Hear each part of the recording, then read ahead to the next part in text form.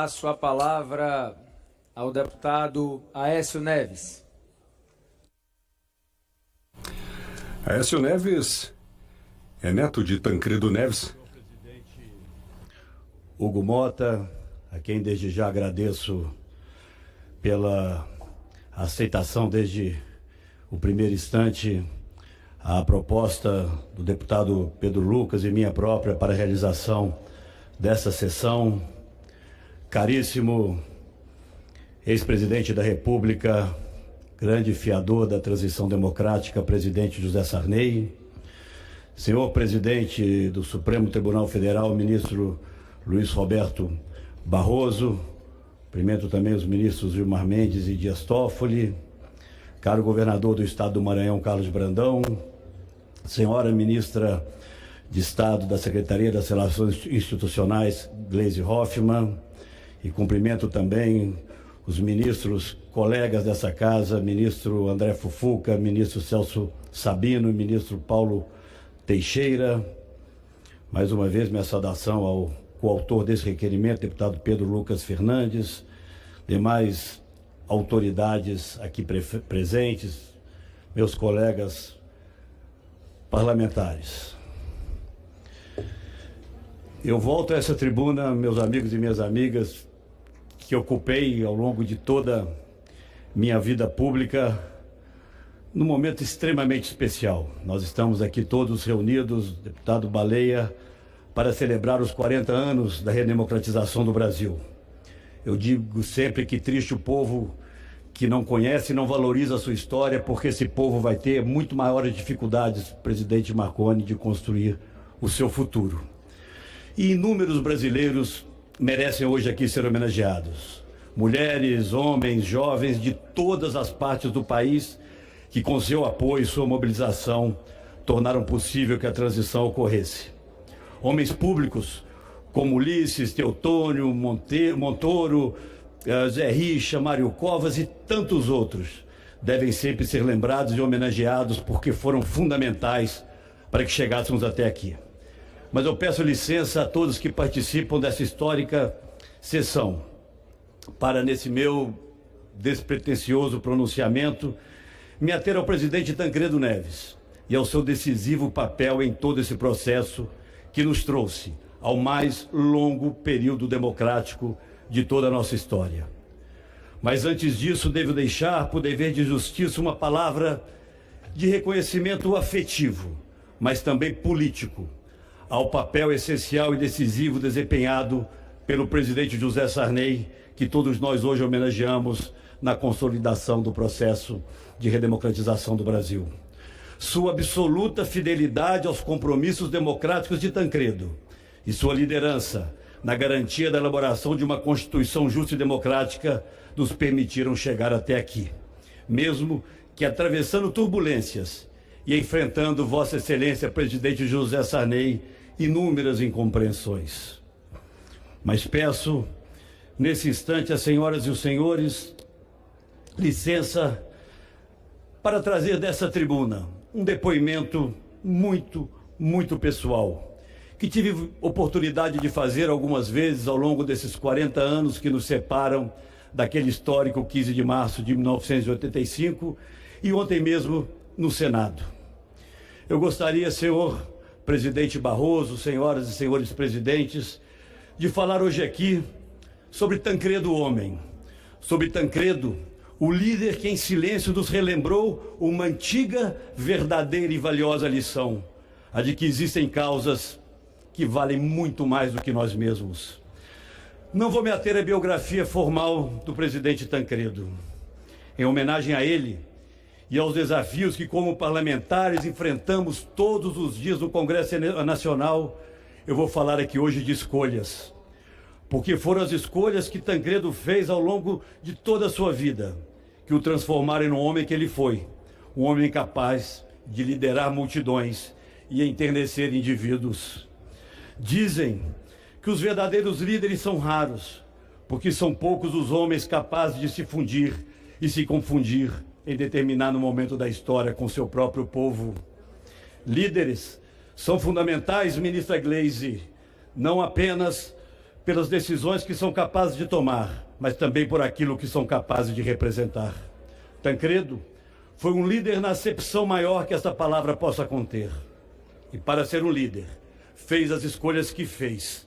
E as escolhas que fez fizeram dele um líder ainda maior. À primeira vista, senhor presidente Hugo Motta, parecem existir dois Tancredos. Um, extremamente ameno no trato e nas palavras. Outro, corajosamente radical nas ações e nos gestos. A fusão dos dois fez um homem por inteiro, comprometido sempre com a ordem democrática. Absolutamente leal aos compromissos assumidos, honrando sempre a palavra empenhada, transformou-se num interlocutor necessário na cena política brasileira durante décadas. E nunca buscava os holofotes. Ele costumava dizer, deputado Pedro, que na política só se lembram de mim na hora da tempestade. Tancredo assumiu o lugar de destaque nacional em 1953. Com apenas 43 anos de idade, foi escolhido pelo presidente Getúlio Vargas como seu ministro da Justiça. Havia sido opositor do Estado Novo, advogara para trabalhadores e chegou a ser preso 2 vezes naquele período. Mas considerava que Getúlio, ao ser eleito, ganhara legitimidade popular. Foi fiel ao presidente Vargas até o fim. Em 1950, senhoras e senhores, na última reunião do Ministério, o governador Brandão, quando ministros militares já se afastavam de Getúlio e do cumprimento da Constituição, defendendo o afastamento do presidente, Tancredo pediu, em reunião ministerial, autorização a Getúlio para ir pessoalmente dar voz de prisão aos militares rebelados. Mas você pode ser morto, disse um dos ministros presentes. A vida nos reserva poucas oportunidades de morrer por uma boa causa, e essa é uma delas, respondeu Tancredo. Tancredo costumava se lembrar da última noite de Getúlio com enorme emoção. Sempre dizia, deputado Lindbergh, que não conhecera ninguém em quem o senso do dever e o amor ao país fossem tão fortes. Em reuniões de família, lembrava da noite em que já se preparava para sair do Palácio do Catete, quando o presidente Vargas o chamou e lhe entregou sua caneta pessoal. Nós guardamos hoje com muito carinho. Uma lembrança desses dias conturbados, disse a ele o presidente. Tancredo guardou a caneta, que viria a saber mais tarde. O presidente havia acabado de utilizar para assinar a carta-testamento. Minutos depois, quando saía do prédio, escutou o tiro com que Getúlio se suicidara. Correu aos seus aposentos e ajudou a filha dele, Alzira, a socorrer o pai. Dizia que os olhos do presidente circularam pelo quarto, passaram pelos dele, até se fixarem nos da filha. Ele morreu olhando para ela. Extremamente abalado, Tancredo chegou para o enterro do presidente Vargas em São Borja, no Rio Grande do Sul. Fazia muito frio. Oswaldo Aranha lhe emprestou um cachecol que ele guardou dobrado na sua gaveta de memórias pessoais por toda a sua vida, e eu o guardo até hoje. De São Borja, enviou um telegrama ao então governador de Minas Gerais, Juscelino Kubitschek, denunciando a ação das forças golpistas. A quem pense, presidente Hugo, que o suicídio de Getúlio tem atrasado em 10 anos o golpe militar. O ano de 1964, o ministro Barroso poderia ter chegado em 1954. Em 1961, a renúncia do presidente Jânio Quadros surpreende todo o país. O vice-presidente João Goulart se encontrava na China e começaram as articulações para impedir sua posse. Tancredo divulgou um manifesto à nação pedindo respeito à ordem democrática e que fosse garantida a posse do vice-presidente. O ambiente político se agravava. Prioritário naquele momento, o presidente Marconi era garantir que Jango chegasse ao país e assumisse o governo. Diante da radicalização de setores militares, surgiu a solução parlamentarista. Tancredo vai de avião ao encontro de Jango no Uruguai. Haviam sido, ambos, ministros de Getúlio. A confiança entre os dois fora selada na antecâmara de uma tragédia, em um momento de extrema crise, em que o caráter e a fibra de um homem não podem se ocultar através de discursos ou de palavras. Por isso, tinha que ser Tancredo, e não outro, a entrar naquele avião. Importante, como disse naquele momento, era garantir que o presidente tomasse posse, era evitar que 1964 chegasse já em 1961. Jango tomou posse. Tancredo foi escolhido primeiro-ministro. Deixou o posto de chefe de governo em 1962 para disputar as eleições para esta Câmara dos Deputados. Eleito, transformou-se nessa casa em líder do governo João Goulart.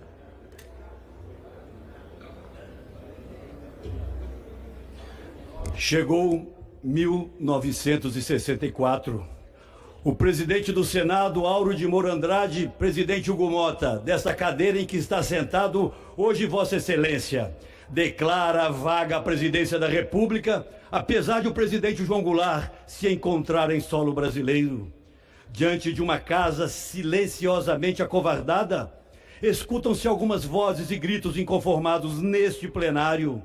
Quem ouvir com atenção o áudio da sessão, e eu ouvi várias vezes, vai escutar nesses gritos as vozes da consciência nacional. E uma delas se destaca: canalhas, canalhas, canalhas. Era Tancredo. Naquela época, também deputado, Almino Afonso nos conta: até hoje me recordo com espanto do deputado Tancredo Neves em protestos de uma violência verbal inacreditável para quantos acostumados à sua elegância no trato, o vissem encarnando a revolta que sacudia a consciência democrática do país. Não deixava de ser chocante ver a altivez da indignação de Tancredo e o silêncio conivente de muitas lideranças do PSD à época em Serra Almino. O jornalista José Augusto Ribeiro diz que ao sair dessa sessão, o indignado Tancredo deu uma entrevista premonitória. Acabam de entregar o Brasil a 20 anos de ditadura militar, disse ele. Foram 21. Tancredo enfrentou os soldados para se despedir pessoalmente de Jango. E o 1964, adiado tantas vezes, finalmente chegara. O primeiro momento, fortemente simbólico, foi a eleição do Marechal Castelo Branco. Tancredo foi o único deputado do PSD a negar seu voto ao Marechal. Vieram as cassações, os inquéritos policiais militares. Nem ex-presidentes foram poupados. Juscelino foi convocado a depor várias vezes, mas não foi sozinho. Tancredo acompanhou os depoimentos, solitário e solidário. Exilado, o talvez mais festejado presidente que o país já tivera, se dirigiu ao aeroporto para deixar o Brasil. Era o presidente Bossa Nova, era um ex-presidente da República que seguia rumo ao exílio. Apenas 3 pessoas acompanharam JK até o avião. 2 eram da família, a outra era Tancredo. E uma das primeiras cartas escritas de próprio punho pelo ex-presidente, logo ao desembarcar no exílio, foi dirigida exatamente a Tancredo. Escreveu Juscelino: lembro-me bem que a sua, Tancredo, foi a última mão que apertei antes de me dirigir ao avião. Creio que a democracia terá forças para se levantar, sobretudo porque sobraram homens como você, que a poderão irrigar, mantendo-lhe o vigor para novas arrancadas. Ele estava certo. Seguem-se a partir daí anos de um paciente ostracismo para Tancredo. Morre o presidente João Goulart no Uruguai. O governo militar, a princípio, se recusa a permitir que ele seja enterrado no Brasil. Começam diversas articulações. Tancredo recusa conselhos e vai ao general Goberi do Couto e Silva. Diz ele: ninguém pode negar a um presidente o direito de descansar entre o seu povo. E quando a conveniência indicava o contrário, lá estava Tancredo, de novo, em São Borja. Mais uma vez contamos com a memória de Almino Afonso, que relembrava: Tancredo era a única liderança de porte nacional presente no cemitério. Morre Juscelino, de pé, durante toda a noite, toda a madrugada, como numa reverência cívica, Tancredo velou o presidente. E é de Tancredo o mais forte e emocionado discurso em homenagem ao ex-presidente pronunciado aqui desta mesma tribuna que ocupo hoje. 30 anos depois de 1954, é a vez de 1984. A campanha das diretas já ocupou as ruas e o coração do país. Das diretas já ocupou as ruas e o coração do país. Tancredo participou, articulou, discursou, mas conhecia ele como ninguém a história, a política e o Brasil. Ali estavam maduras as condições para deixar 64 para trás. Ideal, claro, que fosse pelo voto direto. Se não pudesse ser, que fosse por outro caminho. Importante era, naquele momento, abrir a porta de saída. Apenas protestar não fazia mais sentido. Os anos de 1954 e 1961 ainda estavam muito vivos em sua memória. Mas a travessia, senhoras e senhores, caminho para terminar, não foi feita sem riscos e sobressaltos. A arquitetura daquele processo precisava de estratégia, de coragem e principalmente do apoio da sociedade e de todas as forças democráticas do país, independentemente de suas diferenças ou convicções ideológicas. O que estava em jogo, a ruptura definitiva com os 21 anos de autoritarismo, justificava toda essa união. Logo após a homologação de seu nome como candidato das oposições no colégio eleitoral, sob o olhar incrédulo de alguns assessores e de inúmeras lideranças políticas que acreditavam que Tancredo deveria concentrar seus esforços nos votos do colégio eleitoral, ele marca uma intensa agenda de comícios e atos políticos por todo o Brasil. Precisamos que as pessoas continuem mobilizadas nas ruas, dizia ele, serenamente alerta. A transição ainda não se concluíra. O presidente Sarney é testemunha dos sobressaltos que vivemos até o momento da sua posse. Mesmo após sua vitória no colégio eleitoral, ele manteve a vigilância. Ter sido testemunha de outros episódios marcantes da história lhe obrigava a isso. E rapidamente, sem alarde, organizou uma viagem ao exterior com um grupo pequeno de assessores. Éramos 8 pessoas apenas, para se encontrar com as principais lideranças democráticas da Europa e das Américas, buscando ali o testemunho e o apoio desses líderes à transição que se iniciara no Brasil e que para ele só estaria concluída com sua posse no histórico 15 de março que celebramos hoje. E em um ato extremo de amor ao Brasil, de amor à democracia, retardou o quanto pôde a cirurgia que deveria se submeter, com receio de que sua eventual ausência viesse a estimular forças reacionárias ainda inconformadas com o eminente fim do regime a algum ato extremo de retrocesso. O restante da história todos nós conhecemos.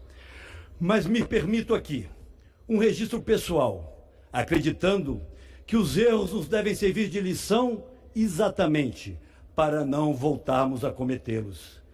Me lembro, senhoras e senhores, colegas parlamentares, que até na véspera da eleição que ocorreria na manhã do dia seguinte, em 14 de janeiro de 1985, decolamos aqui de Brasília para uma reunião em Minas com o então senador Itamar Franco, último ato político antes da eleição. Fomos e voltamos naquela mesma noite. Ao entrarmos no avião para decolarmos de volta, ele perguntou a mim e às outras 2 pessoas que o acompanhavam: notícias do PT? Não, nós não tínhamos. Até o último instante, Tancredo aguardou que o Partido dos Trabalhadores, cuja criação ele saudara 5 anos antes e considerava extremamente importante para o país e para a democracia, como realmente o é, se unisse aos demais democratas para todos juntos derrotarmos definitivamente o regime autoritário no Brasil. Não era uma questão de votos, ele já os tinha, mas o simbolismo, líder Lindbergh, que a união de todas as forças democráticas traria naquele momento, ainda carregado de incertezas. Mas não. Infelizmente, o PT, naquele momento, negou ao Tancredo e ao Brasil seu apoio.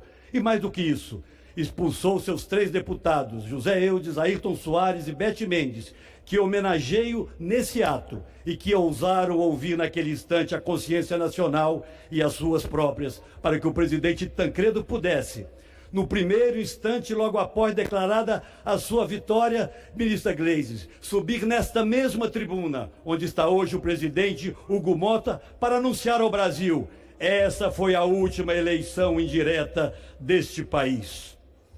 A esses parlamentares e a todos os brasileiros, anônimos ou não, que participaram daquele extraordinário movimento cívico, o meu reconhecimento. Mas a história, senhoras e senhores, seguiu seu curso. E de novo era ele, Tancredo, que precisava tomar e conduzir aquele avião, um novo voo para um novo resgate da ordem democrática. E ele nos lembrava sempre, ministro Barroso, a pátria não é a aposentadoria dos heróis, mas permanente tarefa a cumprir. Getúlio, Juscelino, Jango sabiam do que ele estava falando, sabiam o que havia custado chegar até ali. O avião, em busca da rota democrática, decolou novamente. Dessa vez o piloto não desembarcou, mas conduziu o voo a um porto seguro, porque lá encontrou a figura serena, altiva e democrata do presidente José Sarney. Afonso Arinos, o presidente Sarney aqui acabava de nos lembrar, disse que alguns homens dão a vida pelo país. Tancredo deu mais, deu a morte. Encerro, senhores presidentes Hugo Mota, senhor presidente José Sarney, lembrando dos olhos marejados do presidente Tancredo, recordando com respeito e reconhecimento o extremado senso de compromisso de Getúlio com o país. Ele sabia aquilo que estava em risco, costumava nos dizer nos nossos almoços de família. Vocês não imaginam o que foi a multidão que acompanhou o funeral do presidente Vargas, dizia ele. Foi ela, em torno do caixão do presidente, que selou o pacto que impediu naquele momento o retrocesso da ordem democrática, insistia em nos explicar e nos ensinar. Mal sabia Tancredo que 31 anos depois, em 1985, uma outra multidão velaria o corpo de um outro presidente e que ele também deixaria a vida para entrar na história. Muito obrigado.